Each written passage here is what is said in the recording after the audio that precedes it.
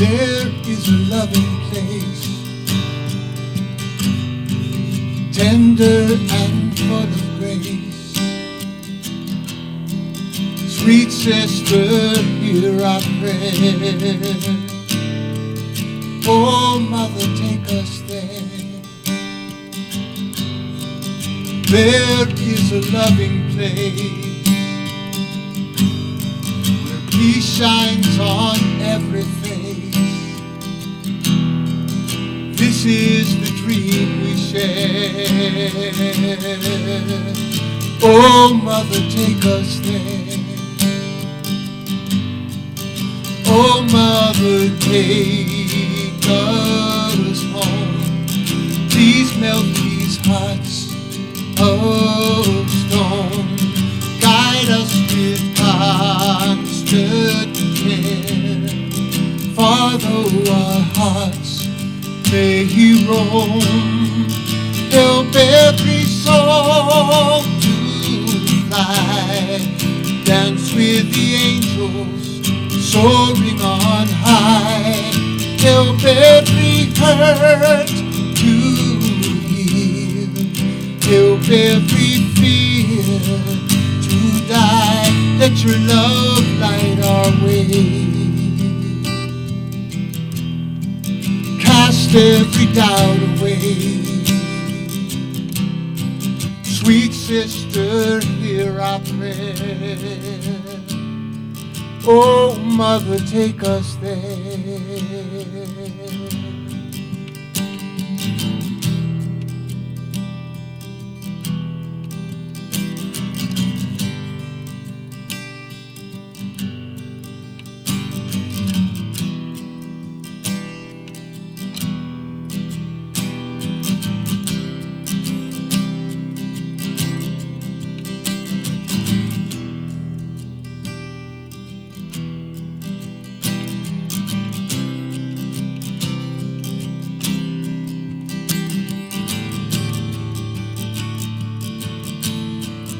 Oh, Mother, take us home.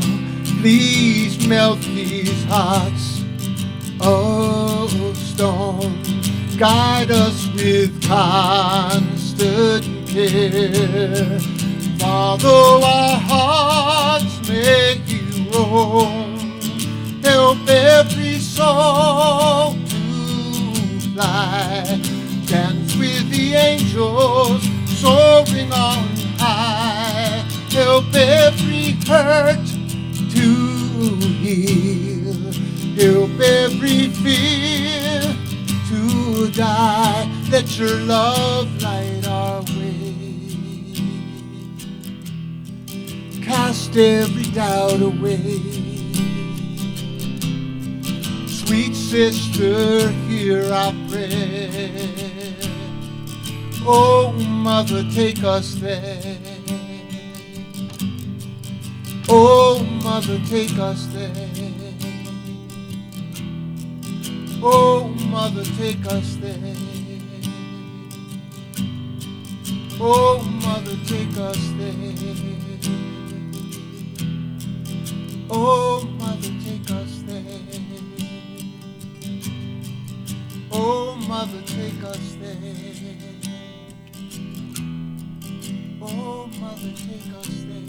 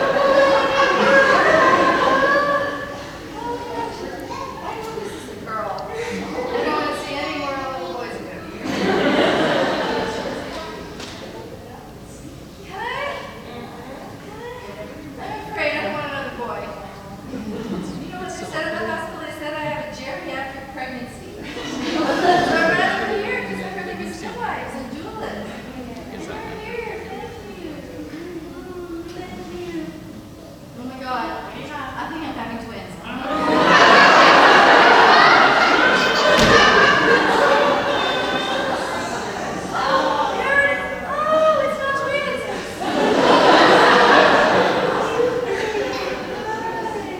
Please don't cut the cord, by the way. Please don't. Maybe leave it.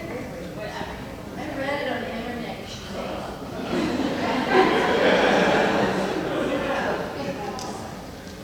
Yes. And this is gonna be a smarter baby. Smarter, healthier, happier.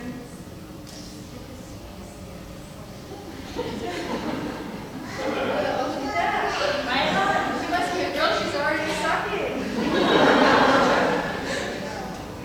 Girl!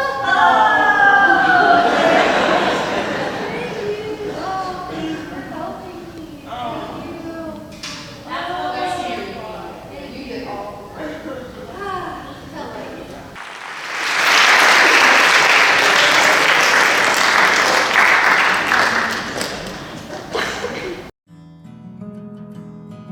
Mothers sometimes come by boat, ferry, and then they have to find a ride on a motorcycle in the rain to get here in the middle of the night. And then when they get here, they get a hug. And they get midwives ready 24/7 to care for them. Sometimes in the middle of the night, we're exhausted, and another motorcycle comes, another mother in labor, and we start over again. After being selected 2011 CNN Hero of the Year, Robin used her prize money and international recognition to launch fundraising for a clinic she'd long dreamed of. Today, that dream is a reality, a new community health and child care clinic where Robin and her staff serve mothers and babies in need on a much larger scale. Well, back in 2011, we didn't have this beautiful space. You take a dream and you add CNN money, put them on TV, shake it up, more donations, and we have this amazing place. Amazing. We're able to help more people than ever, and now that we have a big enough space, we're able to do all kinds of things. We're able to do free ambulance service, ultrasound, acupuncture, nurses and midwives present 24/7, doctors every day. We help the people who are falling through the cracks, and those mothers know they're going to get the same beautiful, loving service here as wealthy people get. It's all the same. Since she launched her mission in 1995, Robin has helped more than 300,000 patients with a range of medical services. And today, her team assists in more than 1,000 deliveries every year. We caught up with Robin recently at her new center. The night before, she'd helped deliver 4 babies. Oh, darling. This baby is less than 1 day old. She has not got a name yet, and her mom is taking a little rest while I hold her. If this baby's mother had given birth in a hospital somewhere else and did not have the money to pay, they would be forced to leave the baby in the hospital until they could find the money to pay. You'll see them outside the hospital sleeping on newspapers to stay warm, to wait for someone in the family to try to bring them money. This mother, of course, her service here for childbirth, all her prenatal care, everything, postpartum care, will be free. In 2011, when CNN Heroes was filming Robin's story, she received a visit from supermodel and healthcare advocate Christy Turlington Burns, whose own maternal healthcare initiatives were in line with Robin's. In 2011, I had heard of Christy Turlington Burns, but I didn't know her. When she showed up, she was this bright light. She walked around the village with me, and the children were so excited. That visit was the beginning of a lasting relationship. In 2012, Robin delivered a baby whose mother was HIV positive. In emergency resuscitation, Robin was exposed to the HIV virus. Here in Bali, the HIV problem is huge. And so I sat down and I sat at my computer and I wrote an email to Christy Turlington Burns. And I didn't know what to do, you know. And her response by the next day was, "You need a lab." And she said, "Okay, every mother counts, we'll finance it." Christy Turlington Burns and her nonprofit Every Mother Counts, along with an international community of supporters, teamed up to fund the Bumi Valentino Memorial Lab, We have a full lab now, something we did not have in 2011. An on-site facility at Robin's clinic. Now, Robin and her team can get test results quickly and start giving mothers with HIV antiretroviral medication to reduce the risk of infecting their babies. You're the one that kept me up all night. Yes. I think that for me, knowing that we have friends out there that will do anything for us when we're in need. And since we've had our lab, we recently have 9 mothers who are HIV positive that are all on antiretrovirals. I do not have HIV. I am so blessed. I can tell you that that medicine saves lives. Today, there are 3 Bumi Sehat clinics, 2 in Indonesia and 1 in the Philippines, with midwives staffed year-round. Robin also offers training and scholarships and has been able to expand her educational programs. Suami, kalau dia. We travel to other islands in the Philippines, here in Indonesia. About 13,000 young midwives a year and nurses have a half-day seminar with me and with our midwives. Also, we have a classroom now upstairs, and we have groups coming. Some of the midwives that you see here are midwives that came from very poor families that had no chance of an education. If a girl has a dream to be a nurse, a midwife, or teacher, we find a way, we find a sponsor. Robin's group is also at the ready to respond to international disasters and other emergencies.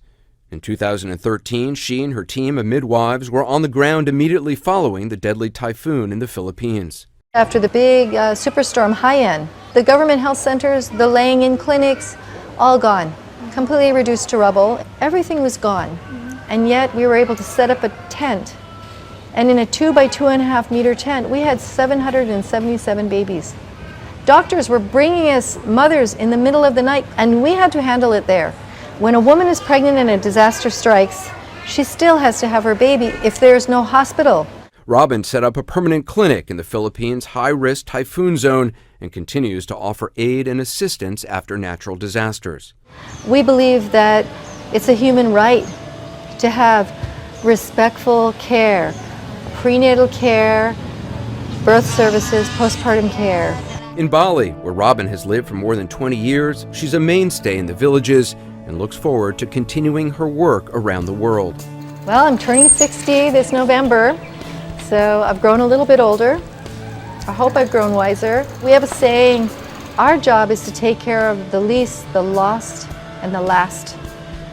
And that's our vision and mission, is to take care of the people no one wants to care for. I'm just so blessed to walk down the street and see the faces of these kids. Most of them, I've seen them arrive into this world. And when they run up to me and hug me, it just makes life worth living. Robin's commitment to maternal health has made a huge impact on so many lives. Remember, if you know someone who should be named a CNN hero, just tell us about them. Nominations are now open at cnnheroes.com.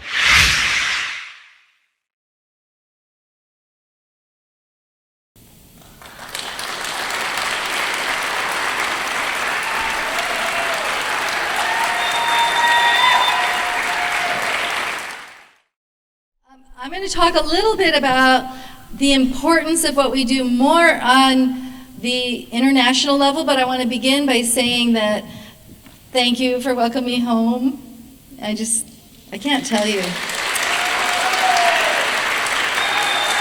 I was with Philip and Jeannie Kern, and I arrived 2 days ago, and it's just coming home. And all of my children have been raised in Indonesia, and they've been raised here. And when they talk about home, they say they're from Fairfield, Iowa. And they're very proud. And I'm very proud to be from Fairfield, Iowa. I feel like every single egg needs to incubate, and I incubated here. I arrived here in 1976 with an 8-day-old baby, and I was a teenager. And I had been on international staff, so for me, the chance to come to the new center of what I thought was creative intelligence, and I still think that. The chance to come here as an 18-year-old, I turned 19, as a 19-year-old mother, was just amazing. And I was scared to death. I stayed in Frat 108.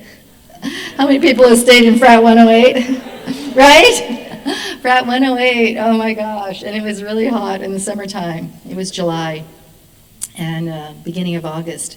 And the food in the cafeteria was like really hot, fresh baked bread and Marcus Lehrman. How many of you remember that?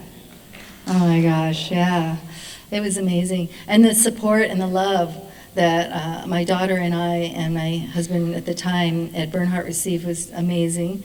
And I remember being a young breastfeeding mother and taking my SCI course. It meant so much to me, you know? I was going to revise it all just for breastfeeding mothers, right? I kind of did and still am. But so I feel like underneath every chicken, there's eggs. And this chicken, this Fairfield, Iowa chicken, is such an incredible place to incubate. And this was my chicken. You guys are my chicken feathers. Yes? Can you fix the light so I can see you a little bit? Yeah, they're, oh good. They're really strong up there. Woo! Oh, hi! All the feathers of the chicken. So yeah, Fairfield, Iowa for me is that chicken that sat on me and incubated me when I was a teenager. And I think I would have been a lost soul. And I feel like I slowly, in increments, was able to find myself here. And I will say that so many of you have sent your children, or your children have come without your permission, I don't know, but they've shown up, I would say on my doorstep in Bali, but there's no doorstep. It's kind of a big open house. And they've shown up in the kitchen. And they said, we're here from Fairfield, Iowa. And they have been the most amazing, shining, beautiful people. The people of our village have come to say, oh, when they see a non-Indonesian come to our kitchen, a young person, they say, are they from Iowa? Because we've had, Elena was just with us for 2 months. You want to take a bow, Mommy and Daddy? Where's your husband here? Her daughter. Oh my gosh, really beautiful. Olivia, is Olivia here? Olivia, who was our first volunteer way back. I don't think she's here, but her mom was here yesterday. Okay, so there's so many of you that have come and visited. Joannie? Hi, Joannie. Yes, you were here. And really recently, my great friend Janet Schwartz and Fred, they were here. Do you want to talk for a minute about what you saw, what you felt? Come on. Yes, I do. Come on. Come on, get up here. I'll even give you the gelato. Yeah, actually had gelato. This gelato is very popular in Bali. It's really wonderful. So Fred and I were there, and we were very excited to visit Bumi Sehat, and we just had to walk by or through the monkey forest to get to the other side.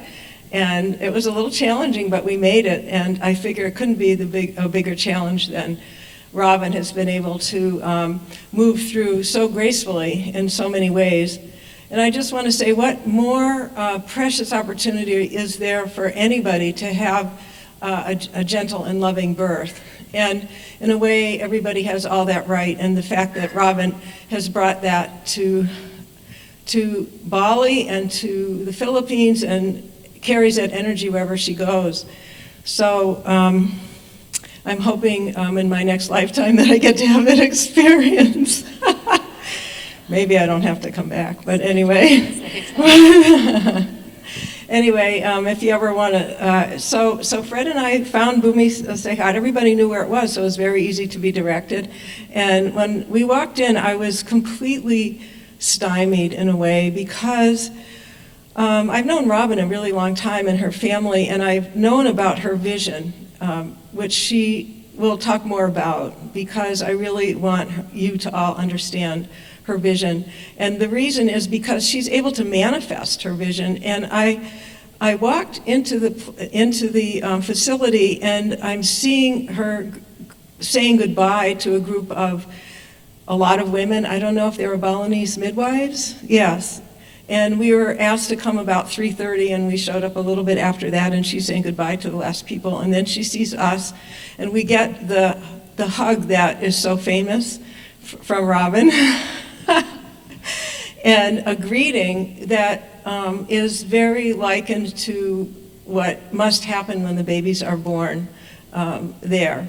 And we got to meet staff members and people, people who clean floors, to the people that took care of the books, to the nurses, to the midwives, to the doulas, and everybody greeted us as if we were kings and queens and very special people. And I know You all are from Fairfield. right, but I feel that that's the way they all feel, and so this gentle birthing and this gentle love in terms of when you come into this world is something that needs to be carried on during a lifetime. And Robin and I had a discussion about that this morning, on how we have gentle love and gentle birthing and gentle life, and it's a process, and gentle passing and so forth, so it becomes this cycle. So one of the other things that really astonished me was Robin would tell us about everything that was put together physically to make this facility, which consists of 3 beautiful buildings. And you could say that it has all of the accoutrements of what would be needed for a clean hospital birth, and the doctors and the nurses and everybody's there. But the feeling is very like mothers at home, and the famous quote that we know, that a drop of love is never wasted, is felt everywhere you go in that facility.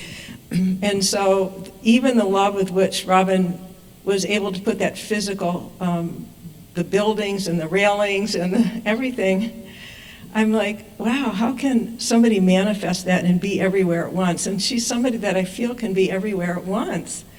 So she's in Fairfield, she's in Bali, she's with her children, she's with her grandchildren, she's with the mothers. And I was introduced to all of the mothers that were about, and Fred, we were introduced to all the mothers that were about to give birth. And it's just, they have complete privacy, of course, when they're giving their, having their babies, unlike what we saw this evening. But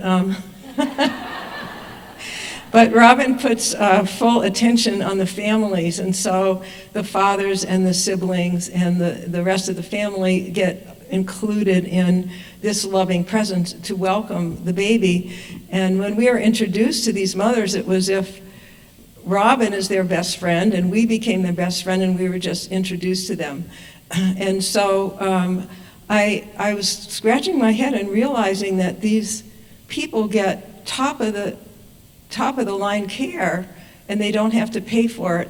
And whenever I would walk around with Robin, she said, "Oh, there's one of my babies, and there's one of my babies, and there's one of my babies," and they're in their 20s and 30s and whatever. It's like she seems to keep track of everybody. So in a sense, that all of you who are probably one of the reasons she also became a hero in 2011 for all of us. She knows what to do with her gifts.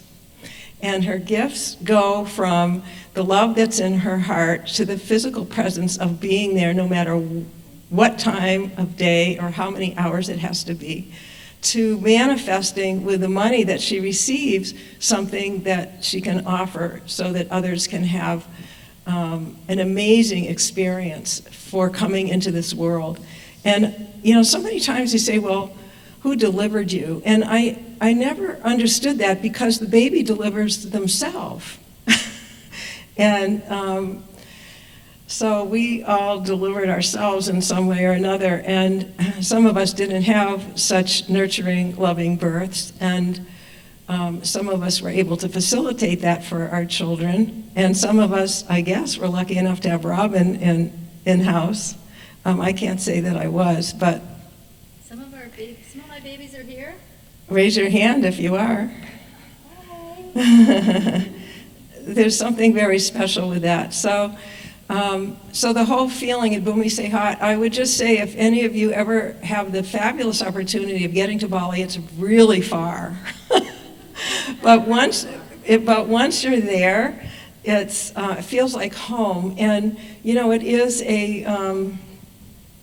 is an island I can't even think of the word that I'm looking for.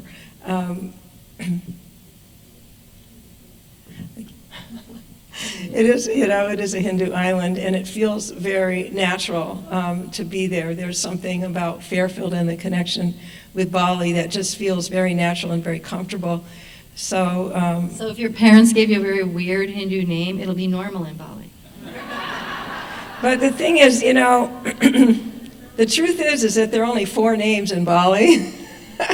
4 first names. 4 first names, right? Although I could never, because you'd ask somebody what their name is, and they'd all say the same thing. They say Wayan if they're a first baby. Wayan is the one we waited for. And then Made is the second one, and Nyoman is the third one, and Kutut means enough already. So if you have a 5th one, you name it Wayan again, Wayan Balik. So anyway, so thank you very much, and thank you so much for coming and being here. And if you ever want to find Robin, you'll always find her in the arms of somebody giving a hug. Thank you.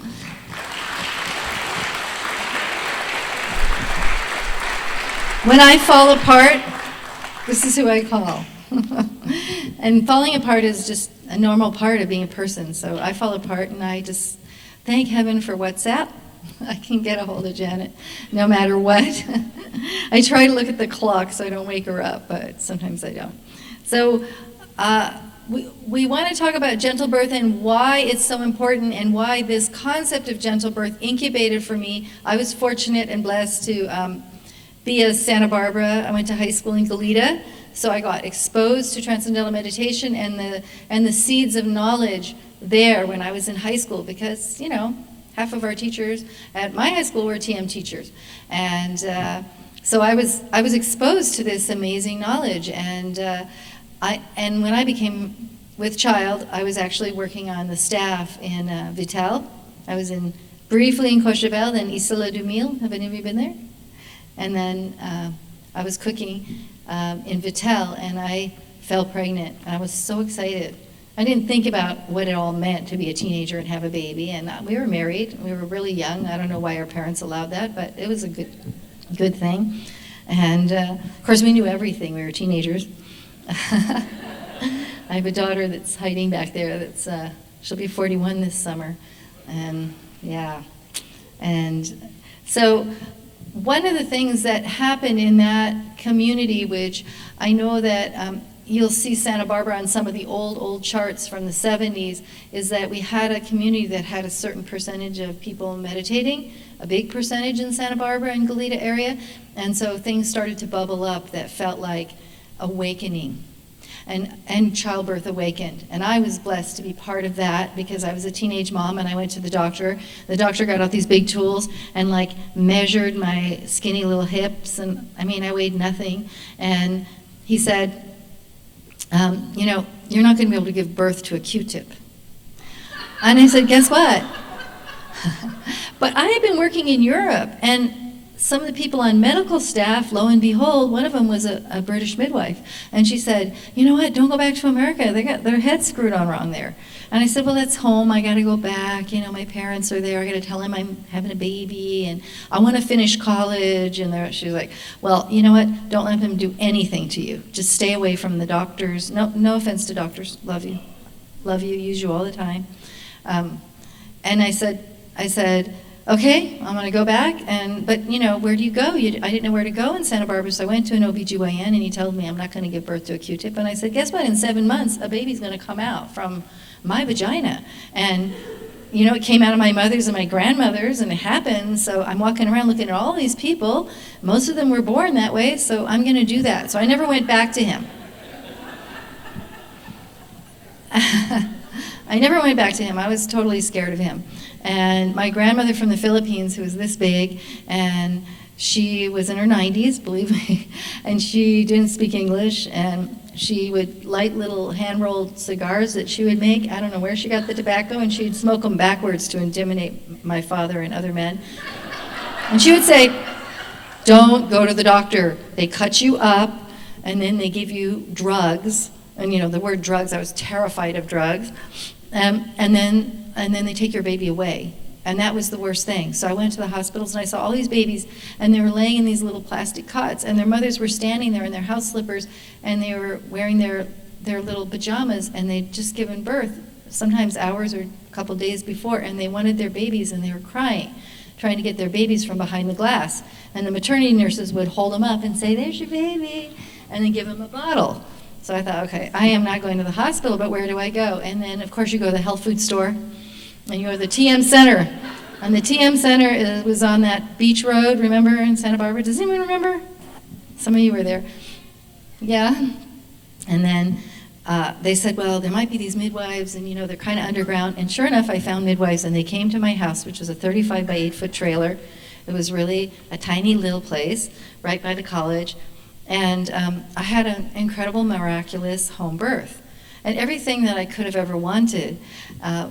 And I didn't even know I wanted. And I started to think about what the human rights are for the mother and the baby, and where is the access to this kind of care. I was just blessed to stumble into it. When my daughter gave birth 20 years ago, she couldn't find that where she was living in the United States. And so I came over from Indonesia to be able to bring that to her. And then we did end up connecting with other midwives and people through La Leche League. Where's Ivana?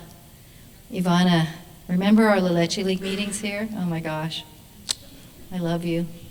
So I realized that the key is love, and that's always the key to everything, and that through love we could give those mothers and babies their human rights, and we started to see great strides in human rights in childbirth.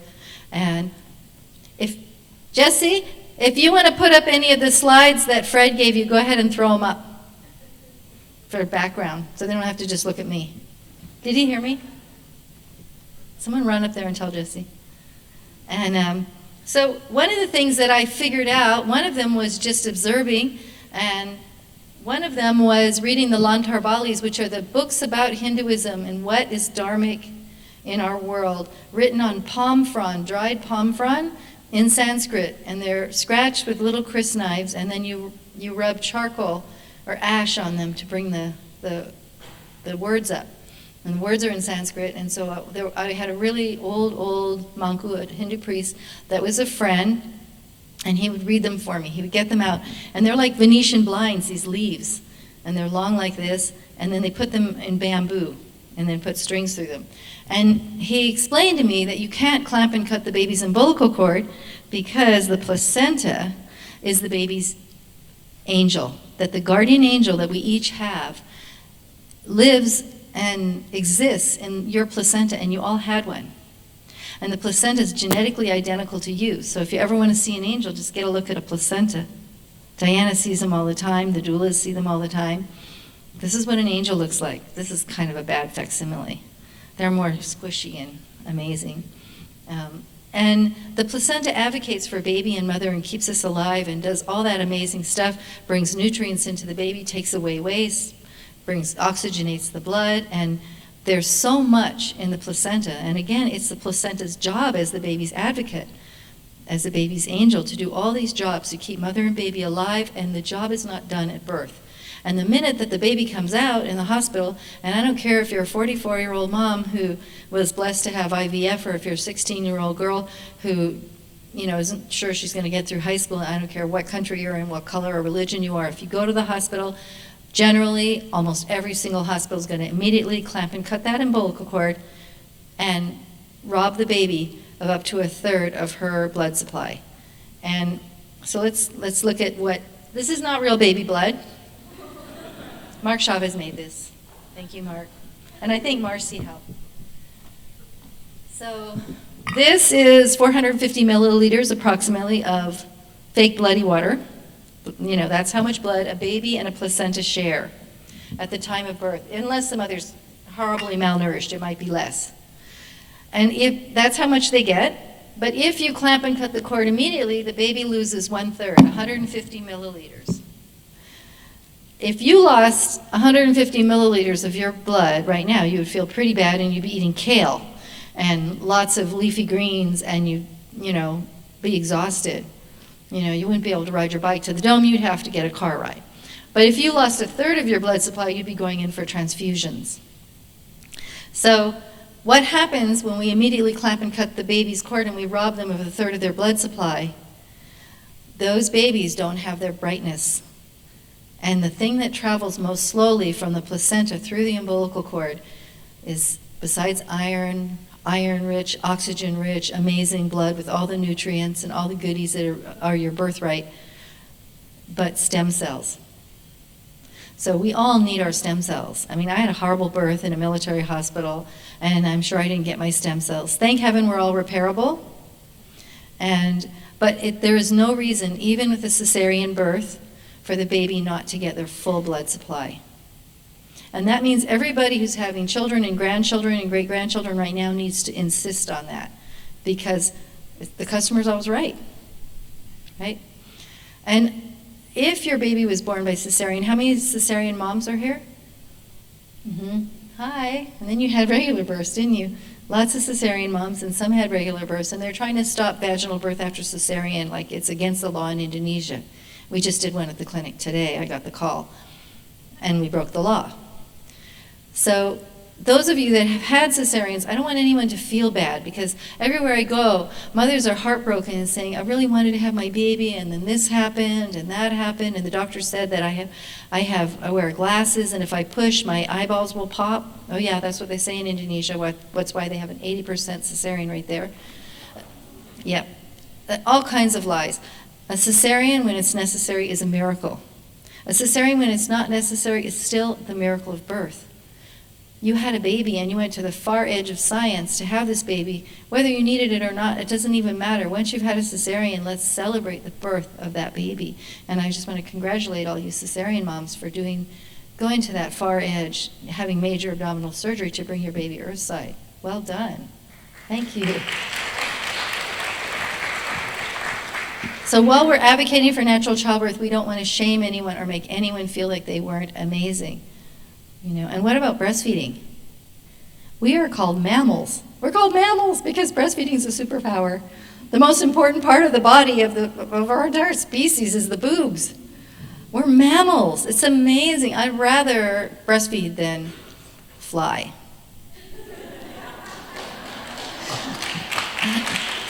No offense. But I know that I really rocked breastfeeding. And I did it for a long time with each of my kids. I loved it. My kids aren't ashamed, I don't think, of how long I breastfed them. I did go to preschool. My kid went to school with me, and she went to the college preschool, and then she breastfed at lunchtime. So these are the kind of things that all of us, we advocate for and we support as a community. And this community has spiraled out into the bigger community of the world.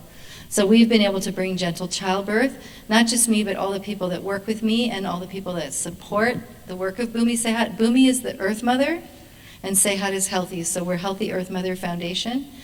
And we've been able to bring this vision that incubated under this chicken, Fairfield, Iowa, that incubated here. This vision has been able to go out in the world. And the words gentle birth are so popular in Indonesia. Indonesia has Sharia law. We're not officially a Muslim nation. I live on a Hindu island. The other clinic we have is in a Muslim area. We actually broke ground on the 15th of June in a Christian area in Papua, in the Indonesian side of Papua, where the people there are very black and they have curly hair. So the doctors in Indonesia that are students go there to practice and do cesareans on all the mothers. And those mothers don't even have a tool to dig up the tubers that they feed their children. They have to use a stick. So when they have a cesarean, they don't often make it after they go home. They're carried up the mountain and they're practiced on. And they asked for a Bumi Sehat branch, a Cabang Bumi Sehat, and we made a little film, and a young woman from there who escaped, she had one cesarean, she came to us and had another birth. It was a beautiful healing experience, and a third birth that was also beautiful and healing, and we made a little 2-minute film about her, and she asked for money to make a branch in Papua, and her church gave us the land. And the first person that saw it was a Japanese widower, and his wife told him to help people, and he said, okay. And so now we're building.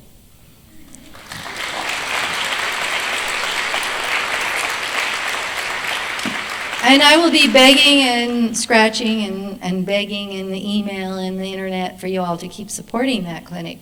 And probably I should have my head examined. Why are we opening another clinic? We actually have 2 hectares of land in Palawan, Philippines, and the maternal and infant mortality rate is so high there that we are going to open there very soon as we can build. We're just now fundraising for the building. So things are coming. I want to show you a little bit about our disaster relief work. So what's happened is that one day at Bumi Sehat, we got this news that there was a terrible tsunami in Aceh. We didn't know what that meant. We knew there was a big earthquake there, a 9.3, which is really bad. And then we started to see that there were a few people dead, and then there were a few dozen dead, and then there were a few hundred, and then a few thousand. And actually, in Aceh, the military, if you look online, you'll see 235 to 265,000 souls separated from their bodies on that day. But the military told me that in our area alone, there were 400,000 who left the body. So you can imagine. So anyway, this is the storm that came to the Philippines just a little less than 3 years ago. That's the Philippines on that side, just part of it, and that's the size of the storm.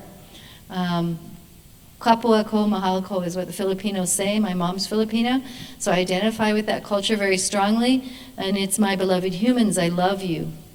And so this is a presentation I just did at ICM. There were 4,200 midwives gathered there in Toronto, and I just came from there. And I gave this presentation on the midwife to mother model of care and what that means. So this is very close to where we set up camp. And it's a study of our midwife to mother care in the aftermath of the superstorm. It spans 13 months from 2013 to 2014. And 777 births, although this study there's 770 because 7 of the charts got soaked with water, and so we didn't have the data. Well, this is what we found, and we are in the precipice of climate change, and there are, to be honest, since the 70s, there's 5 times as many natural disasters. Earthquakes caused by the earth crust being warm are more frequent and stronger, and you see these superstorms. We have more landslides, we have more tornadoes. We're seeing it all over this part of the country as well. So we're going to see more of that, and we needed to ask the question: what happens when people are homeless, thirsty, and hungry, and they're pregnant? These are the places we've been: Bali, Aceh, Padang, Indonesia after the earthquake, Jogja in 2008, and Haiti in 2010. Whoops. I'll wait for Jesse. It's okay. And then in the Philippines in 2013 to the present. In Aceh, we're still there too. And in Dading, Nepal after the 2015 earthquake. So our Bumi Sehat and Water Foundation, which is one of the foundations that helps us with disaster relief, has partnered with Direct Relief International, which started in Santa Barbara, guess when MIU was there. So, and they, as soon as a disaster happens, usually within about an hour, I get a phone call from Direct Relief saying, who's going to take care of the mothers and babies? That's Haiti. I love this nun. She wrote a book called When Things Fall Apart. Her name's Pema Chondon, and she says, only to the extent that we expose ourselves over and over to annihilation can that which is indestructible be found in us. And in Aceh, one of the most difficult things about going down to the shore was there were thousands upon thousands of little children's slippers, the same slippers that all of our kids wear, and they didn't have their children, they just were there. Okay, next. This is a piece of child's art from Aceh. And it comes, I use this quote from Kenneth Patchen, who was a poet who had incredible, incredible pain in his life. And he says, have you seen all the windows in God's house are broken? And have you seen the homeless in the open grave of God's hand? And that is what we found in Aceh. And that's okay. This is the traditional birth attendants in Aceh. We found 13 of them. There were 156 midwives and traditional midwives, both government-trained midwives and traditional midwives in our area. Before the tsunami, afterward, there were 32. Yep. And these these 13 women that survived the tsunami right in our area, and they partnered with us and with the medically trained midwives so that there was tradition in medicine. Because what did I learn here? Cultural integrity. So I really carried that into my practice as a midwife, and especially in disaster zones. So have you ever taught an 88-year-old woman how to use a hand phone? Really hard. Really, really hard. And there's no electricity, so you had to buy her a hand crank to charge it. And you know, if she even had a family member that was still alive, she's not going to begrudge her grandchild to go ahead and use up all the minutes on the phone. But that's okay, because so what? We had a mother who 10 minutes from our clinic died because no one could be reached. The father was afraid to go to the clinic because he thought, well, I'm going to have to pay, it's so nice. And then he thought, well, if I call the traditional birth attendant who is working with our clinic, he would really have to give her about $1.50. And he realized he could buy a pack of cigarettes with that. And the mother had had 4 other children, but he didn't think about the fact that her blood pressure was high and the grief from losing 4 children in the tsunami water. So he didn't call anyone until it was too late. When we got there, she had already died. The traditional birth attendant who actually received her into the world found her unresponsive.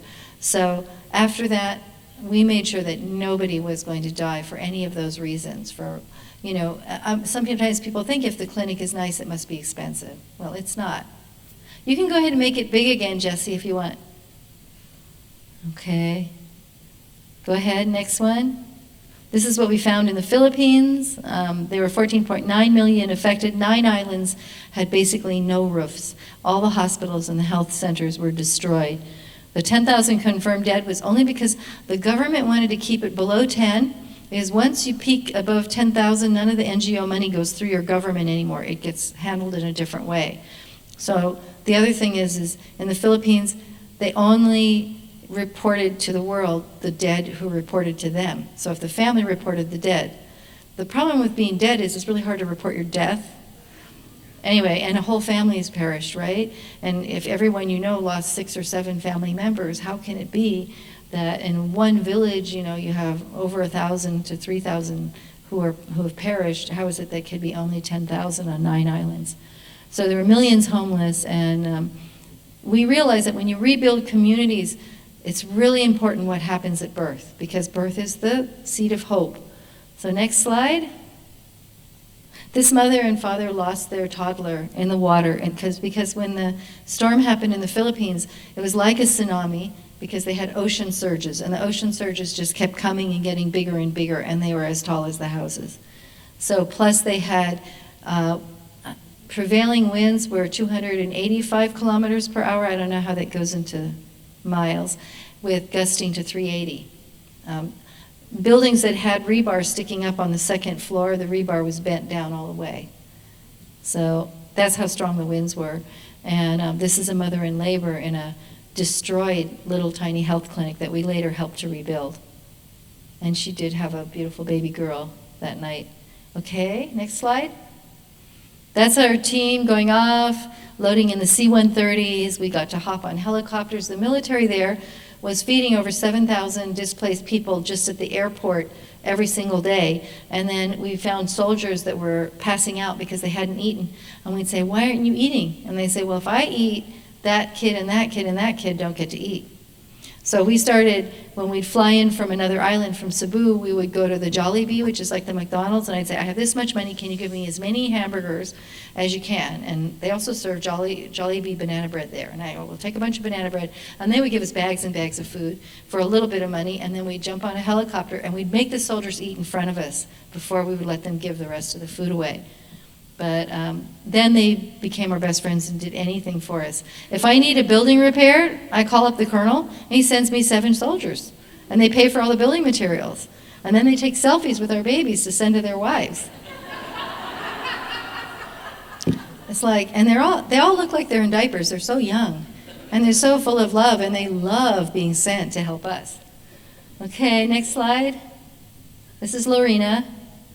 And we started talking about the 770 births. There were 77, but lost those charts. And how many girls and boys. This is the 2 by 2.5 meter tent. And this is the moment I like to call the pregnant pause. And that is the mother has just had a baby come out of her body. And we used to always just toss the baby right up on the mother. But something that Diana did is, when I was giving birth here, is she asked me to receive my own baby. And that empowering moment when you grab your own baby and you bring that baby to your heart, it's really important to have a little pause there and let the mother do that, because that will set her tone of how she mothers for the rest of her life and her children's and her grandchildren's lives, and up to 7 generations, I believe. So this mother has just had this baby, and Lorena's just waiting until she grabs her baby and takes her baby to her heart. And up there in the orange little corner, that's a little prayer that everybody in the Philippines knows how to sing, this little song. In Bali, we sing Gayatri Mantra, Om Bhurvah Swaha. And the Islam people, we say Bismillahirrahmanirrahim. For the Christian people, with the midwives, only know one Christian song, and so we have a lot of babies named Grace, because we know Amazing Grace. But they don't mind. They're like, oh, my baby's named Grace too. Okay, next slide. This mother had, her boyfriend was walking to her parents' house on the morning of the storm to ask for her hand in marriage, and he didn't make it. And so that's a little ultrasound machine, and she came in and she said, I can feel my baby moving, but I don't know if my baby's okay, because all I do is cry, and I don't have any food, and I don't have any water. And anyone who came in for prenatal care got a lot of food. I don't know if you all like Cliff Bars. I've lived off Cliff Bars. You don't even lose that much weight. If you eat a Cliff Bar a day and a half a liter of water, you start to your body just says, fine, I'll just gain weight, because Cliff Bars are full of good stuff. I don't know, they're probably full of bad stuff too, but I love Cliff. Because I have really taken enough Cliff Bars to fill his theater out to the field many times. After Haiti, I told the guys at Direct Relief, I hope I never see another Cliff Bar as long as I live. So when that big picture of the storm is coming to the Philippines, who calls Direct Relief in California and says, hey, how's your relationship with Cliff? And they go, this is not Ibu Robin. I go, yeah. They go, you saw the pictures of the storm? I said, yeah. And we're all praying that the storm will get smaller or just disappear, but it didn't. And they said, aren't you the girl that hates Cliff Bars? I go, no, I don't hate Cliff Bars. I want more. So we brought over, that first load was a giant sea train just full of Cliff Bars. A family of 5 can live for a whole day on a Cliff Bar. Believe me, they do.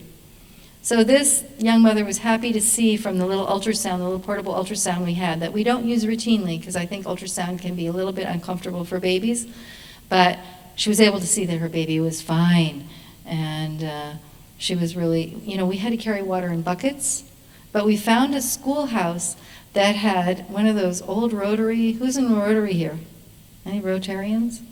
You know those rotary water pumps that they put in places in 1962 with a hand crank? If you're in a disaster, you park yourself right near that hand crank, because the faucets don't work.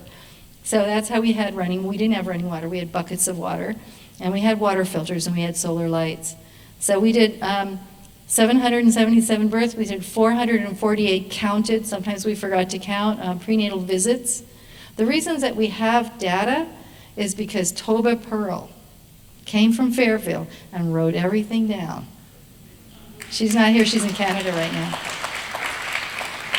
She was just with me when we presented this in Canada. Toba Pearl, awesome woman. Okay, next slide. Preemies. When pregnant women don't have enough food and they don't have enough water and they don't have shelter, we get a lot of stillborn babies and a lot of premature babies. This is Jacqueline Aurora. She's actually Aleut tribe and Russian from Alaska. And she's a supermodel. And by modeling, she can give us money.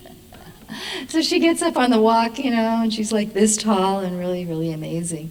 So she volunteered every night to make sure that every single preemie baby stayed skin to skin. Underneath all that wrapping, there's an open shirt on that baby, and the mother was going to the bathroom with her husband and staying close skin to skin with Jacqueline while she moved. Mothers who just didn't have any milk and the babies were too weak to suck, we would pump their milk and give drops of colostrum, and when babies needed more, the mother in the next cot was always happy to give milk. So, and some of these nights we would do 10, 11, 12, 13 births in a day or in a night, like in 24 hours, in a tent.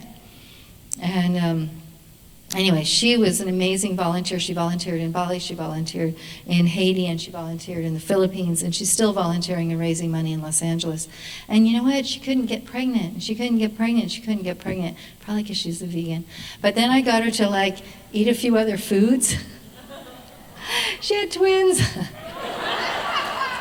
Right? I said to her husband, I just go to the butcher and ask for those bones that they're throwing away. It's just garbage. And bless the cows and make beef broth and make her drink it. And she happily drank it, and she got pregnant the next cycle. So there you go. So all you vegans, I love you, but really? You need a Cliff Bar and a beef broth. Okay. Next.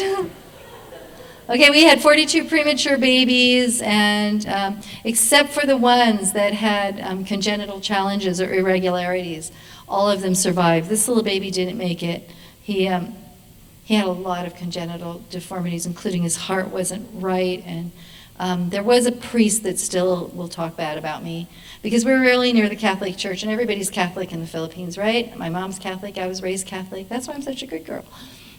And so I run at 3 in the morning, and I realize this baby's not going to live much longer, and it's important to these young parents to get last rites on the baby. So I pound on the remains of the door where the priest is living, and I wake him up and I say, we need last rites. And he said, well, why didn't you wait till morning? I'm like, dude, the baby is dying. And he goes, yeah, but it's only a baby. I'm like, get your ass out of bed and get down. I said, it's only about 300 meters to the tent. I said, you're the guys that are the reason that you can't get a condom in this whole damn country, because of you priests. And now these people want last rites on their baby? He was so mad. He did it though. He did it though. And then he was like, yeah, I helped that couple. I'm like, thank you, Father. I'm like, always give regard, be nice. So next slide, that baby was lovely, lived 9 hours. Oh, that baby, because the parents were like, can he live a little longer? Can we cuddle him a little longer? So we had this giant tank of oxygen, and we had blow-by oxygen on him so they just wanted to have a few more minutes, a few more hours maybe with their baby. And they did, and we used up the whole tank of oxygen, and then the next mother comes in deep fetal distress. And the Rotary guys, we knew that they were coming on this road that was like driving on the moon, and around the rubbish and the holes and the broken telephone wires and the felled coconut trees, and they were trying to get to us with a new oxygen tank.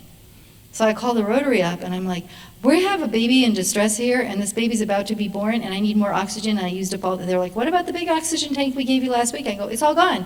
We used it on the preemie baby, and now we need more. And he goes, well, I'm 45 minutes out. I go, you have 15 minutes. He got there in 12 minutes. I don't know how. Rotary guys, like when you're in trouble and the whole city is gone and the towns are, just find those Rotary guys, because you know what? They have 4-wheel drive vehicles. They have cool stuff. Satellite phones, gadgets, they have them. 6 sets of twins were born, and yeah, you can see that they were kind of fun, just having twins, you know, it's like you get 2. Okay, next slide. We only had 2 VBACs because in this part of the Philippines there were no cesareans almost. So we had, of the 777, there were only 6 hospital transports. That's pretty good. Because there was no hospital. And when you got there, there was no running water and there's no electricity. And down on the first floor there were corpses. So you didn't want to have to navigate through the corpses to bring a mother in labor, even if it was really bad and you knew you should bring her in. You would just try to handle it there at the tent. 14 breech babies. That's a little bit graphic, sorry for some of you. But this is the awesome way to do breech in the upright. The mothers would lean up on the top of the wooden, the little bit of the kind of homemade beds that we had, and then we would let their babies just be born naturally. When the whole world turns upside down, the babies tend to get discipline problems and go feet and butt first. Okay, next slide. This is a suit that's called an anti-shock garment, and it doesn't have any moving parts. It's made out of really thick material, but like the kind you have your wetsuits, but a little bit thicker, and it velcros on. and you put it on to push the blood toward the organs. So if you have a mom who's really malnourished and she bleeds a lot, it's a problem. If you bleed a little and you're malnourished, it's already a problem. But this mom's blood pressure, her systolic was 40. So it was like, when they called me into the tent, they said, this mom just gave birth and her systolic's 40. And I said, the blood pressure cuff is broken. So I grabbed another one and her systolic was 40. So she was circling the drain, and we put this on her, and there's her baby, and then we call the remains of the hospital, and we say, we need blood. She needs a transfusion. And they go, there's no blood. And I go, well, we'll go in, some of our staff, and we'll give blood. And they go, we have no giving sets. We can't, no, we're out. So don't bring her here. But we were able to, once you get her in the anti-shock suit, and then you get her blood to her organs, her blood pressure went up, we were able to get an IV line in, and slowly, over a 24-hour period, we were able to slowly take the suit off, starting from the legs, going up, and she was fine. It took her a while to feel good, but she was fine, and she made it. And of course, all the postpartum moms, just like all the pregnant moms, got Cliff Bars for their whole family. I can't tell you what it's like you go to bed at 3 in the morning finally after receiving babies all night, and then at 5 in the morning little kids are rattling your little dome tent and going, Lola, Lola, Lola means grandma, Lola Robin, we want Cliff, we are hungry, we want Cliff. And then they're shoving under your tent door, they're shoving little drawings they've done on the back of every single box that Cliff came in. Those big cardboard boxes were used to make all kinds of things. But then all the white boxes that they came in, on the underside, they were pure white, you know? And Toba Pearl cut every one of those up and made art paper. And she brought all the art supplies. So they're passing me love notes and going, we want Cliff. And the school was trying to reopen, even though we had no roof on the school yet. They were trying to get kids to come in. And I'd say, okay, everybody who goes to school today gets a Cliff Bar. So then we started getting the schools back going. We had relatively little estimated blood loss considering how hungry women were. We only had to administer Pitocin to 23 women, misoprostol, which is a more intense drug that you put up the bum, to 1 woman, and IV fluids to 14. And then we had 4 mothers that were saved by this anti-shock garment. We distributed to 180 places all across the far-flung areas of the Philippines to different health centers and independent midwifery practices. We distributed these anti-shock garments and taught them how to use them correctly. Okay, next. These are sisters. And the one in the gray was having her first baby, and the one in the pink was rubbing her back in the tent. And just as her sister's baby was crowning, her water goes splash on her feet. So within a couple hours of each other, they both had babies in the same tent. And we asked them, do you have a home? Which we asked all of our mothers, what kind of home do you have? And some of them already had a shack, and they said yes. And we always take everybody home so we know where to find them and we know what kind of home they have. This was their home. Yes, we still have a home. So we always gave them family buckets, which was tarps. We tried to do this in pregnancy. Tarps in a big bucket where you could catch water with a water filter and a little kerosene stove and some fuel and rice and beans and a couple kid toys and some t-shirts, sarongs, and a hygiene kit, toothbrushes. In Bali, I always ask people to bring some toothbrushes. Go down to your dental clinic here and ask for toothbrushes. Toba always brings like a bunch of toothbrushes and toothpaste, the little toothpaste. Because when you give families, even in Bali where it looks very prosperous, you give each member of the family a toothbrush when they come to the clinic, and they'll say, wow, my whole family's been sharing one toothbrush for 3 years. So that's how important a toothbrush can be. So these sisters, they got a whole setup afterwards, and now their shack is rebuilt and it's quite nice. Okay, next slide. That's a mansion.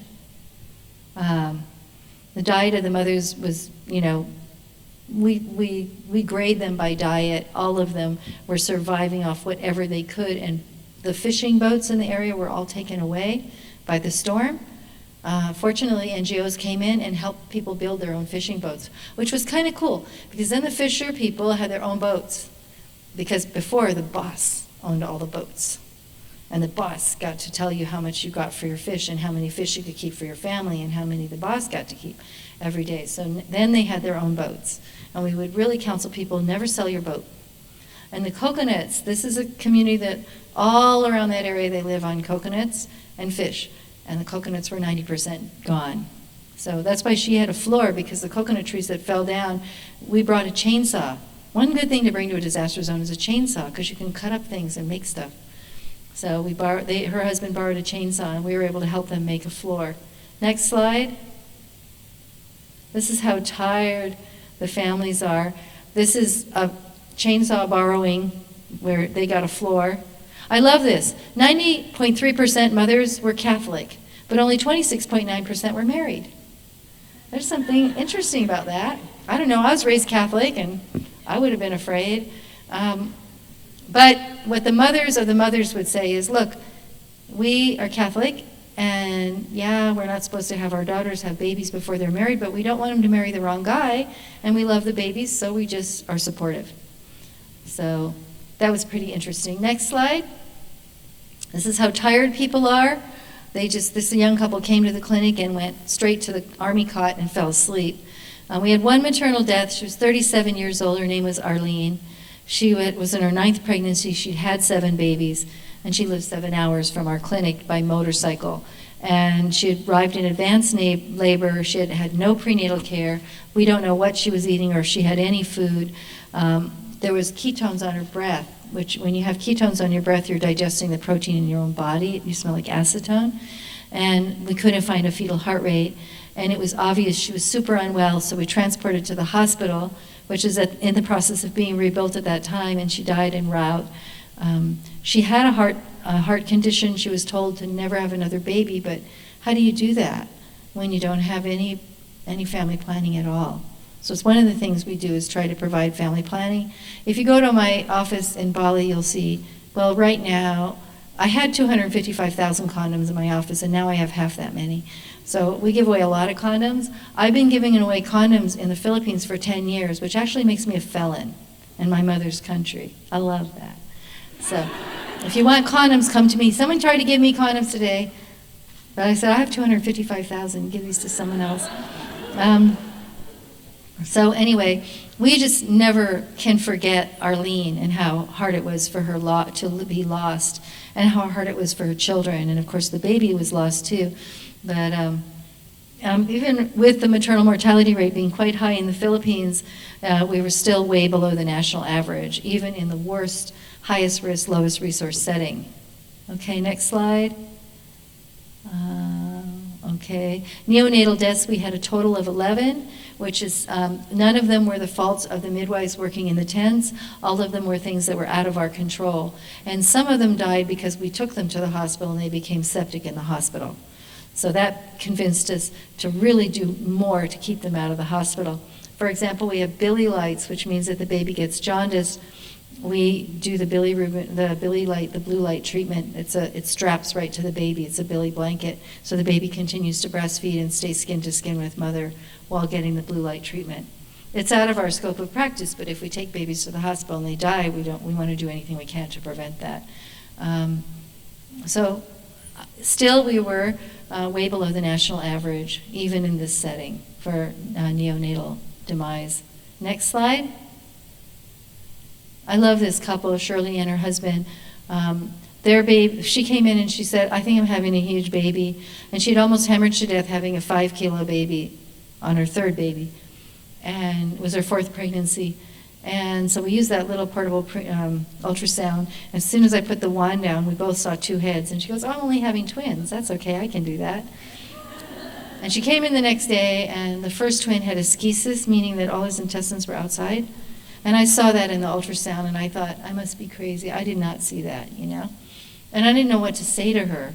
I didn't want to scare her, and I just didn't know if I knew enough to be able to confirm that. And no one else had an ultrasound, so who are you going to confirm it with? And anyway, he had no kidneys. Everything from his belly button down was rearranged not well. And he lived with so much love for 6 days in the arms of his parents. His sister came behind him, and she was the first girl, and she was in perfect condition. And the parents loved to tell the story that little Gian saved his sister's life by holding on through the whole pregnancy so that she could be born healthy. And they're a beautiful couple. They've since had another baby boy, also with us. This little one, little Angel, Angela she's a pistol. She bites people. Okay. her mother always says she was probably biting on Guillen's foot the whole time. Next slide. This mother this was the first birth I did when I got there. I was working in the EVRMC in the remains of the big hospital, government hospital, and she suffered from such bad PTSD that she actually got up in labor because she was looking for her husband, who she argued with the morning of the storm. Just don't go away mad, don't argue with people. We live in such incredibly crazy times. And they argued, and he went for a walkabout with their 5-year-old daughter, and he got caught in the storm, and they never found any remains for these people. And so she came there with her mother-in-law, and the mother-in-law says she's been crazy ever since. And people kept not giving her privacy. The doctors would open the doors to the birth room and just look in at her while she was trying to have her baby. And she just jumped off. And in the hospitals, you have to give birth on these tables. These tables? You've seen medieval torture table pictures? They're the same thing. Look at an OB table and a medieval torture table, no difference. And then if I put out a thing in Facebook showing the two of them, and then some of the midwives said, well, we haven't used that black table in 20 years. I said, yeah, you sent it to Nepal because I saw it there, and I saw it in Indonesia, and I saw it in Haiti, and I saw it in Belize, and I saw it in Costa Rica. And they were like, no, now we have them, they're really nice, they're pink. I go, seriously, pink? You're going to make, if you put a dog up on a pink table and put its feet in stirrups and told it to give birth, the SPCA would take you away to the crazy house or jail. Dogs don't have to do that, but humans are still having to do it everywhere you go. So when you go to the hospital, hospitals are great when you need them, but if you don't need them, don't go there. Because if you packed your bag of human rights, you just might as well leave it out in the parking lot. It's not going in the hospital with you. So this mother got so disgusted with these doctors who kept opening the doors and giving her no privacy while she's trying to have her baby. She had her shirt on, and she had nothing on the bottom. She jumps off that OB table, and she's running like this while her baby's coming. And she runs all the way down the aisle and up to the next floor of the hospital and down the hall, and then she finds this empty room, and I'm running after her as fast as I can, and she's moving. And she finds a broken window, and she's got one leg out and the other leg almost out, and I'm holding her up, and we're both getting cut on the broken glass, and I can see there's nothing but garbage from the storm down there, and it's 2 stories down. And I'm thinking, oh my God, if she's going to go down there, I got to go down there with her, right? And this big old Spanish guy, super cute. And his name is Fernando, and he's been painting somewhere in the hallway. He comes in this big orange suit, and he's like, do you need my help? I'm like, yes! Drop that paintbrush. So he drops the paintbrush, and he picks her up, dun, dun, dun, dun, dun, dun, and he carries her back to the horrible birthing room, and then he waits outside, and he hears the first cry, and you can hear him out there sobbing. So she says, what is that crying? I said, that's the guy that rescued you. She goes, what's his name? I said, Fernando. She goes, that's my baby's name. So she had Fernando, but she never did find her husband. So next slide.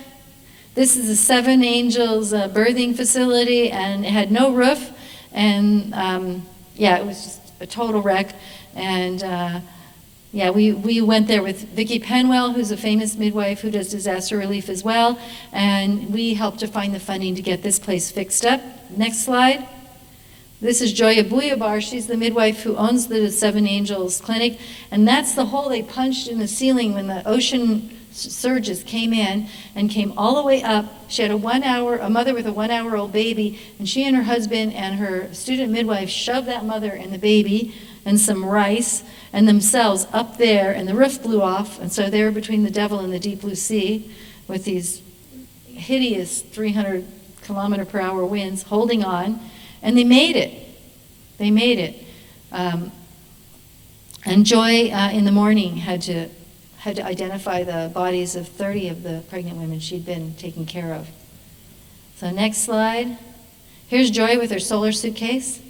One of the CNN heroes is Laura Stachel. She married a solar engineer, and she saw people dying when, during cesarean births in Africa, the lights would go out. And I have actually had the experience of doing births and people holding up Nokias trying to light the room.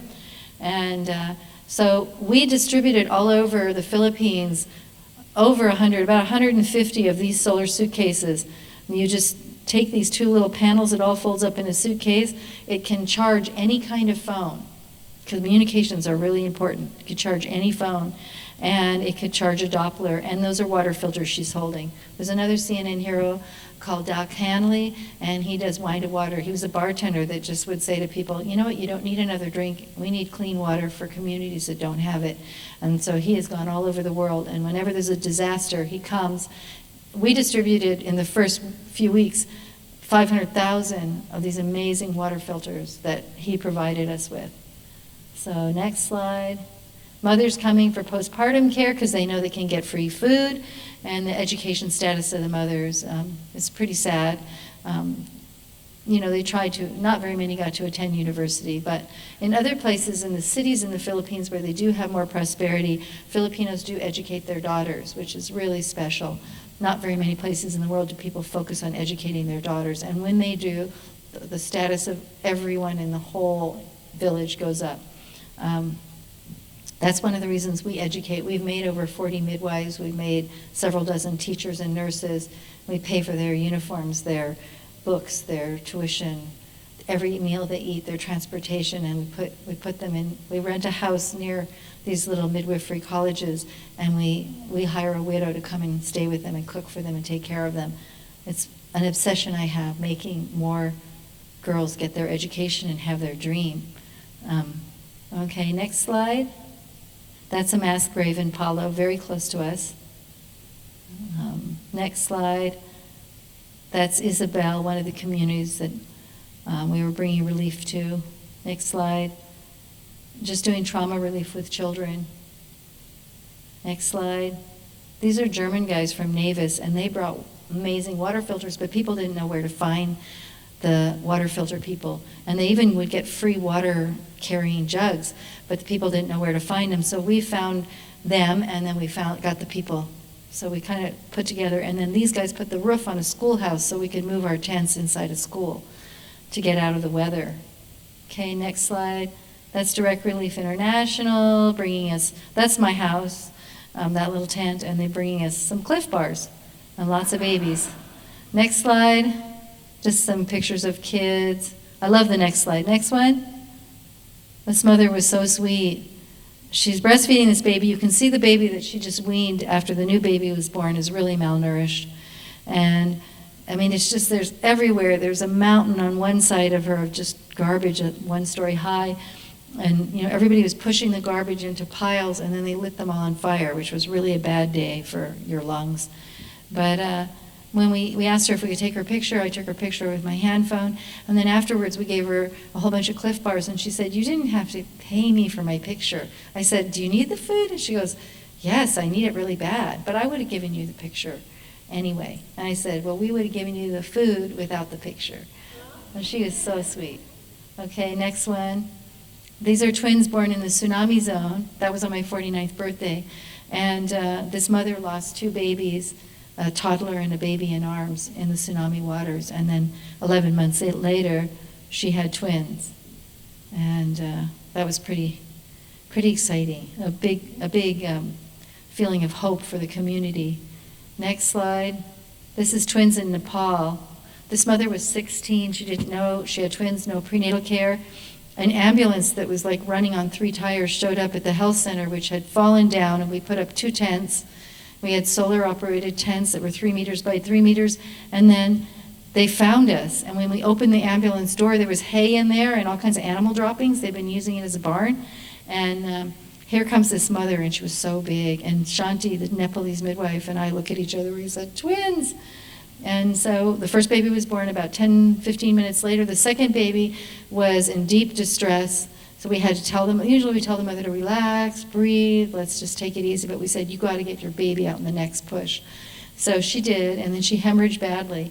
So if they hadn't found our health center, they would have pushed on to Kathmandu, which was 2.5 hours more downhill.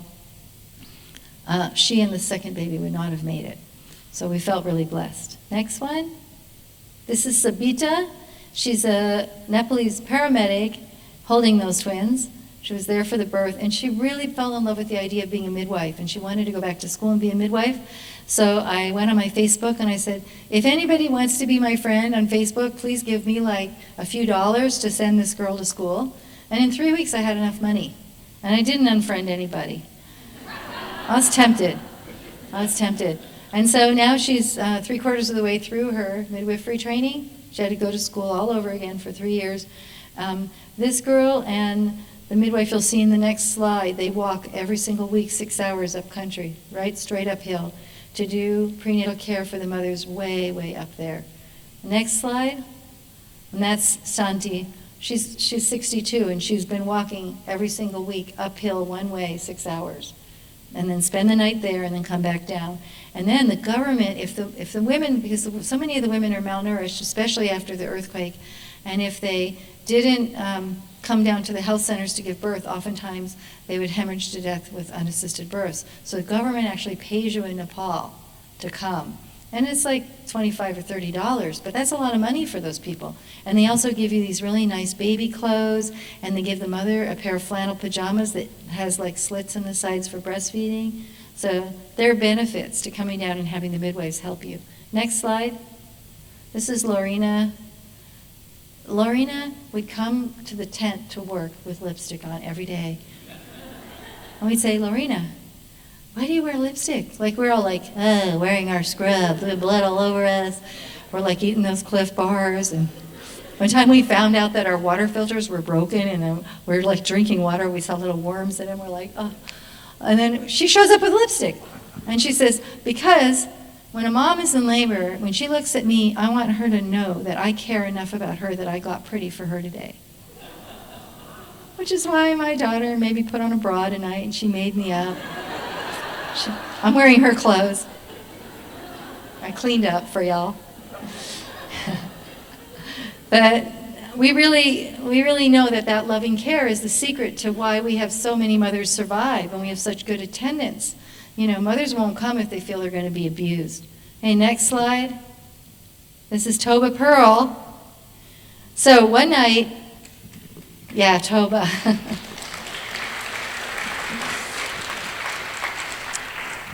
One night, I went to bed, and all the midwives went to bed. We left 2 midwives on duty. We had 11 babies in about 7 hours in that 2.5 by 2 meter tent. And then, of course, we had a Sears and Roebuck 3-room tent. You know, the kind you used to in the 50s go camping with, 3 rooms. That was the recovery tent. And we'd all gone to bed, and Toba finally went into her tent, and we're like, oh. And they say I slept about 10 minutes. I thought I slept for hours. It felt really good. And then Lorena and her lipstick is shaking my tent, going, Lola Robin, wake up, wake up, wake up. There's a first-time mom in labor. I'm like, well, there's 2 midwives on duty. They'll be okay. She goes, I don't think so. Her blood pressure is 189 on 140. And I like jump up, fall down in the tent because it's only this high, and I rip my way out of there, broke the zipper, and I go there, and this mother is convulsing. She's convulsing. And the doctor who dropped her off in the half-broken ambulance, he's like taking off. He does not want to deal with it. And we had just gone over the protocols for what happens when a mom is convulsing, when you have an eclamptic mom. At lunchtime, we got out, we have these little cheat cards, and we went over it all together. So the midwives were ready. They were already injecting the giant injections of Mag-Sulf in both legs. They're trying to put an IV in, but she's kicking us and biting and screaming, because when your blood pressure is that high, it doesn't even matter if it's your first baby. It's coming like a locomotive, right? So she's like, and then I hear one of the Filipino midwives, like, we get it under control, and we're calming the mom down, and we're like, oh my God, this baby's coming. And one of the midwives screams, where's our doula? Wake up, Lola Toba. Because the most important person on the team was the person who was going to make sure the mom had chocolate milk. Every mom, what do you want after you have your baby? All the Filipino moms said chocolate milk. So Lola would make chocolate milk. Toba was amazing. And she would write down everything. And we knew that all of us midwives were too busy doing the midwife thing and the medical thing. And so we woke up Lola Toba, and she took all the medical records and made chocolate milk. But that was, some people say, well, I'm only a doula. Don't say you're only a doula. I love doulas. And I was that midwife who was like, doulas, really? They're just going to take my shtick. They're going to get all the love. They're going to be rubbing the mom's back. That's not fair. And then the little devil on my left side would say, don't let that doula at your birth. And I'd say, no. The little angel on the right side would say, yeah, but doulas are cool. And the devil on the left would go, no, no, no. And then there was this mom that was like like over the state line, and I was here doing midwifery, and she called me, and she wanted me to be her midwife, so I drove all the way over there, did a prenatal. She came to me for prenatals. I can't remember, what's the next state over? Illinois? Huh? Not Nebraska, other way. Illinois. So I drive to Illinois one night in a blizzard. My husband drove me and dropped me off. And I get there, and of course, this first-time mom is like, you know, her cervix is in China. She's not even a centimeter dilated. She should have called me next week. And I'm like there, and it's a blizzard. And the woman that opens the door and goes, "Hi, I'm the doula. We go to the same church." And I'm like, "Cool, I'm gonna sleep." And the little devil goes, "Doula, don't deal with the doula." And I go, no, she's nice. Look how kind she is. She has beautiful eyes. And the little devil is going, "Yeah, right. She's gonna get all the love. She's gonna steal all the oxytocin from you." And I went, "Okay, all right, just shut up." And I tell the doula, I go, "How about this? I'm going to go sleep so I won't be a completely brain dead idiot in the morning when she has her baby. And you just kind of shake me every hour or so, and I'll come listen to heart tones." And so she did, and I kept getting up, and the little devil kept going, "I'm so annoyed by that doula." And the little angel was like, "Yeah, but you're sleeping. You're getting some rest here. This is cool. The doula is cool." And then about 5 in the morning, the doula annoyingly really wakes me up, and she goes, "I think that she's fully dilated." And the little devil goes, "Yeah, because the doula knows everything." And I'm going, "Shut up, shut up." So I go downstairs, and this mother's pushing, and the doula's going, "Yeah, push." And I'm like, "Oh," the devil's going, "Yeah." And now the doula's having her push on a half-dilated cervix, and it's going to be a whole nightmare. But she was fully dilated, and she was having her baby, and she has this beautiful, amazing, gigantic baby boy. And the doula's going, "Push, push, push." And I'm going, "Slowly, slowly," because I'm thinking, I don't want to have to suture you when you tear. And the doula's saying, "Push." And the devil's going, "She's going to tear because the doula's telling her to push, and she's not listening to you. She's listening to the doula lady." So sure enough, she had this beautiful baby, and she had a big tear. So I'm really good at suturing. I mean, I have to say. I started out embroidery when I was a kid, and and the human flesh is so kind, you put it together, even if it looks a little bad, it looks great a few days later. It's like so forgiving. So, I mean, if I had a great big tear, I'd want to suture myself. I have OBGYNs that go, "Will you be my midwife?" Because they see how I suture. So I suture up so nicely, and I'm like patting myself on the back, and the little angel's going, "You're so good, you're so amazing. See, isn't it a good thing you got some rest?" And then the devil's kind of going, "All right, whatever, she got rest." And then the mother, who I've just fixed this gigantic tear, and it's so perfect, and she's nursing her baby, and she's loving her baby, and she looks at her doula, and I'm thinking, "Oh, here it is, she's going to thank me." Nope, she looks right at the doula, and she goes, "Thank you." And the devil was like, "You see?" But you know what? I love doulas, and Toba Pearl is perfect. I do. After 20 years of being a midwife, I took the doula training. Because I love doulas, and I love Deborah Pasquale-Bonaro. I mean, she did a movie, Orgasmic Birth, right? Gotta love her. So I love doulas, and I really do work with doulas, and we have doulas, and that's what your daughter did. Lena did. She doulaed, and Toba was the best doula ever.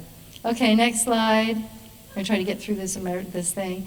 And the average female to male death ratio in a disaster is 3-to-1. Next slide, that's Tet Maniago. She's awesome. She's our executive director in the Philippines. So we know that the surface temperature of the earth is increasing, and as our oceans warm, the storms are getting bigger, more frequent. Drought, heat waves, cyclones, unpredictable precipitation and snow, famine, strife, plus earthquakes. Fueled by global warming, the Earth's crust is on the move. And today on Earth, there are 5 times as many disasters as there were in the 70s. And according to this is all according to the World Meteorological Organization. They say the warming trend and an increasing number of with the warming trend, an increasing number of disasters are expected to continue for several decades. Okay, next slide. The OBGYN solution. Let me tell you what the doctors told us. They deployed a field hospital from Israel, multi-million-dollar hospital tent with surgery, and they went to Haiti and Japan, and they did a total of 44 pregnant checkups for women and 24 non-pregnant. And they delivered 16 babies in 2 countries with a multi-million-dollar tent and a whole team of surgeons, and 3 of them were cesareans. And they did notice that 31% of the babies were preterm, but they decided that in a disaster, the most important thing you can get is some OBGYNs in a big hospital tent. And we were like, really? 44 prenatal visits? We do that every morning. Really? We did, in the same amount of time, you guys did 16 births, we did 777. So, next slide. So, thank you, bye, thank you. And the conclusion that we came up with our midwives was that after all those disasters we've been to, is that the woman-to-woman model of care is culturally more appropriate for most communities, especially them when they're facing widespread devastation. Pregnant and birthing mothers and babies need the tender, loving care of a midwife and a doula. Okay? And then the next slide is just, even when a woman is left homeless, hungry, and thirsty, she needs respect and she needs love. And when the hospitals are reduced to rubble, it's the midwives that are the most willing to be right there and ready to help. The next slide. That's just a way you can help. You can all go on the Bumi Sehat website. All of you have helped tonight. Thank you. Next slide. That's just part of our team. So I think that one of the things I'd like to do before, I'm going to show you my daughter's birth. Would you like to see my daughter's birth? It's going to be a real oxytocin high. Can you show us Rimba's birth? My daughter, Lakota. Do you remember Lakota? She was a troublemaker when she was in town here. Remember? 15 years old? Oh my God. Yeah. And she was doing homeschool and high school. She went to the high school here. Oh my gosh. Anyway, she's an incredible mom. She married a Balinese rock star, and her husband can get 50,000 kids to all chant, "Yes, I will breastfeed my baby." And while they're getting that ready, will you read your poem, David? It's one of my favorite poets. That's the thing about Fairfield. When you're not here, you don't get Tuesday Night Poets with Diane Frank and David. Thank you. This one's called The Heart. I was in a panic scanning my Google Drive, finding for poems with birth imagery. So here we go. The heart is a fetus in a crib of rib cage, a stalactite that has dripped itself all the way to the floor and is growing wide. Ice trunk lighthouse ooze, dark juice commander, avatar on a meat hook, stigmata headquarters with 5 umbilical cords emptying out into the night on mermaid fiber optic arms. Suspending the spider's brain, the grotesque engine of primal wetness with its boomerang blood, cockpit and pendulum, naked pet, half night watchman, half night.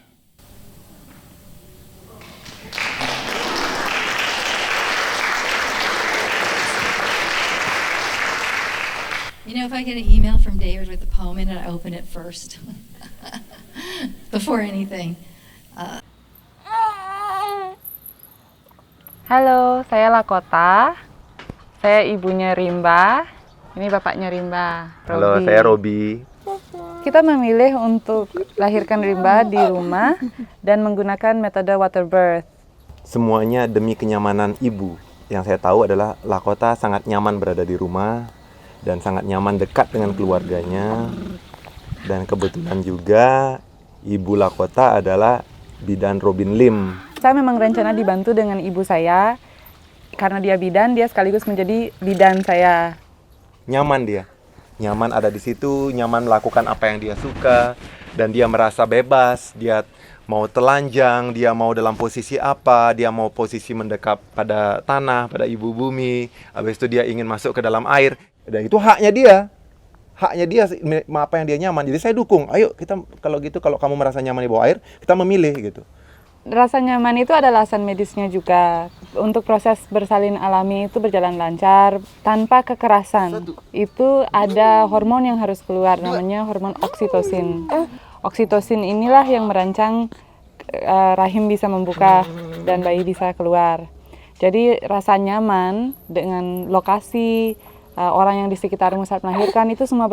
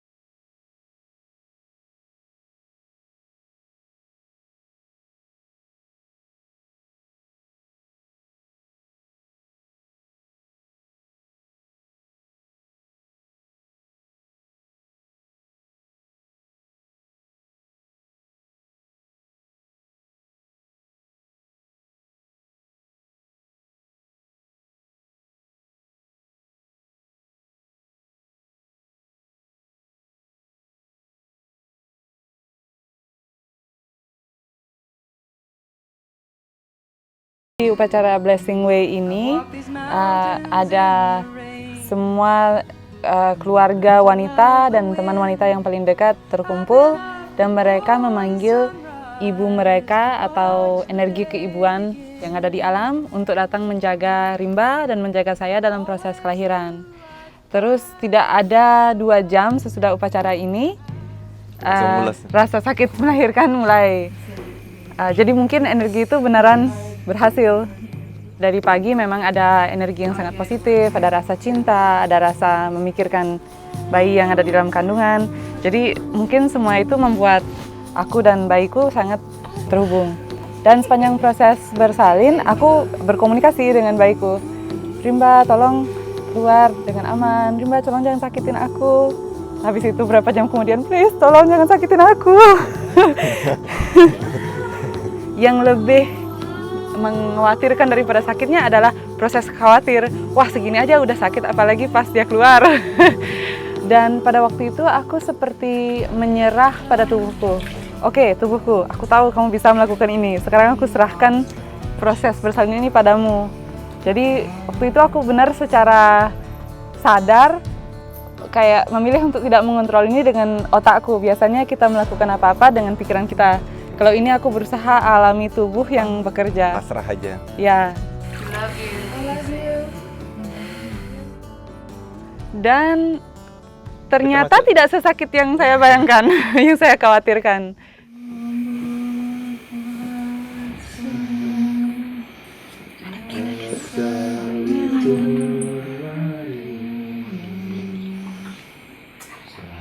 Perasaan gimana ya? Wah, perasaan detik-detik melihat ada manusia baru keluar dari vagina istri. Itu ada manusia dari dalam tubuh istri itu. Kayak magic gitu. Dan juga mungkin saya percaya bahwa energi-energi kayak hormon cinta, energi bayi disambut oleh dunia, pertama kali melihat dunia, akumulasi dari cinta ini, akumulasi dari, kalau saya mungkin percaya pada spiritual Bali itu, akumulasi dari karma, ikatan karma saya dengan bayi itu, dan saya akan berinteraksi dengan bayi ini untuk masa depan saya gitu loh. Jadi akumulasi dari ini bikin sebuah perasaan yang bahagia, sedih, haru. Ya akhirnya keluar air mata, tapi bukan air mata sedih, air mata bahagia gitu. Wow. You did it. This is a beautiful baby. Saya merasa beruntung dan saya merasa bersyukur saya ada di lingkungan keluarga yang mendukung kelahiran alami ini, karena all we need is love.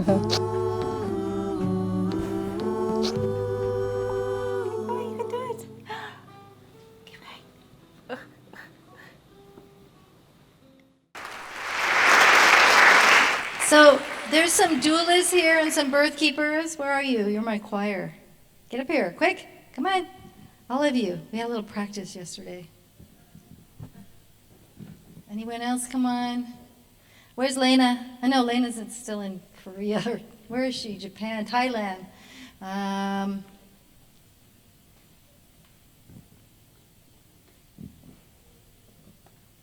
Anybody else? Come on.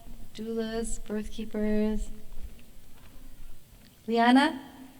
Where are you? Is Liana here? Yeah, here she comes. Okay. Can you remember this song? We're going to do it together. So we just want to teach you a little song, and then we're going to make you all sing it because, because Gentle Birth is my church. Okay. Get up here. Let's all do it together. Come on, I'll get here. Okay. Nice and loud. Okay. Diana's like, what? Okay, all I ask of you, all I ask of you, all I ask of you is forever to remember me, is forever to remember me, is forever to remember me as loving you. As loving you. This is Fairfield. We can do this better. Like they should be able to hear y'all in Tamwa. Come on, everybody. Really, this is as many people as went to see Lady and the Tramp at the Co-Ed in 1976. I want to hear this in a tumble. All I ask of you, all I ask of you is forever to remember me, is forever to remember me as loving you, as loving you. That's our doula song.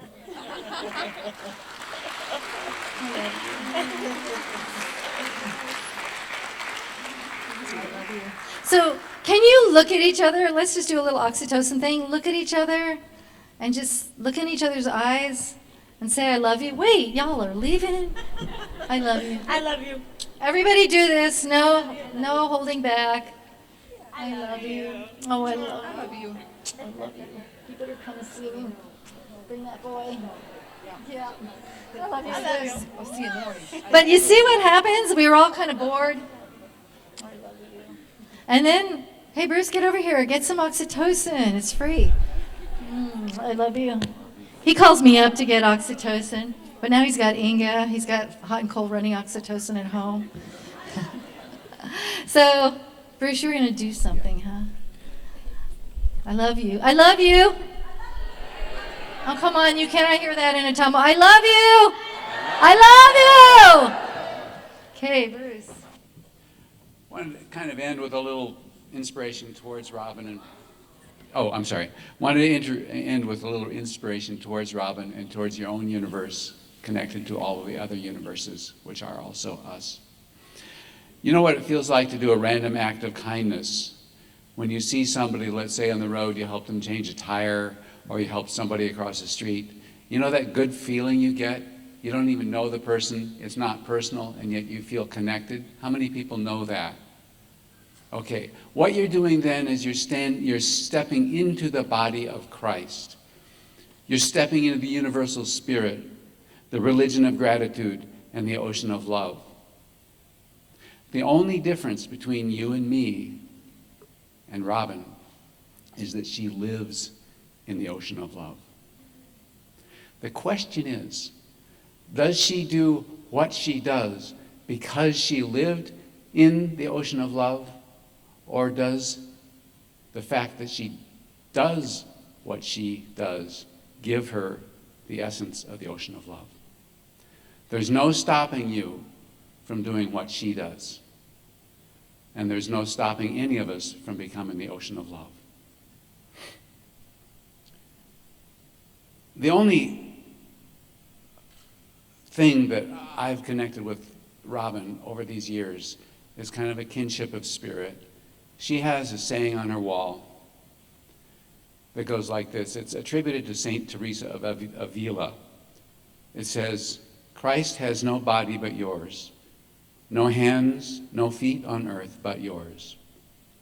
Yours are the eyes with which he looks with compassion on this world. Yours are the feet with which he walks to do good. Yours are the hands with which he blesses all the world. Yours are the hands, yours are the feet, yours are the eyes. You are his body.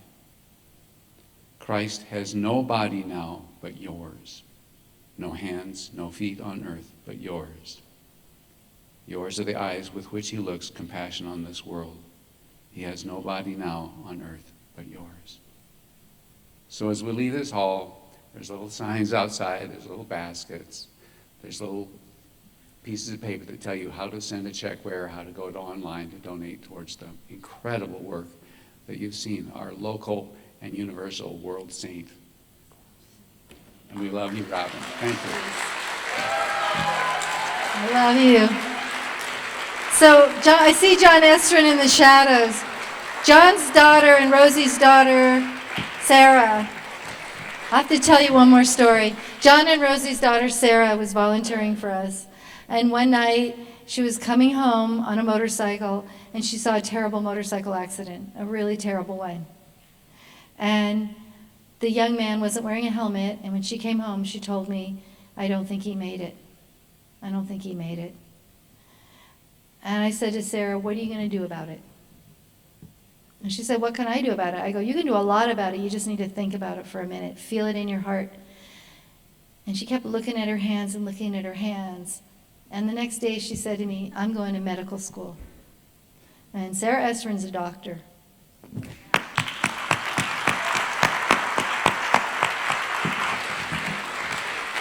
So can I ask you to all look at your hands? Does someone have a camera? Can they help me?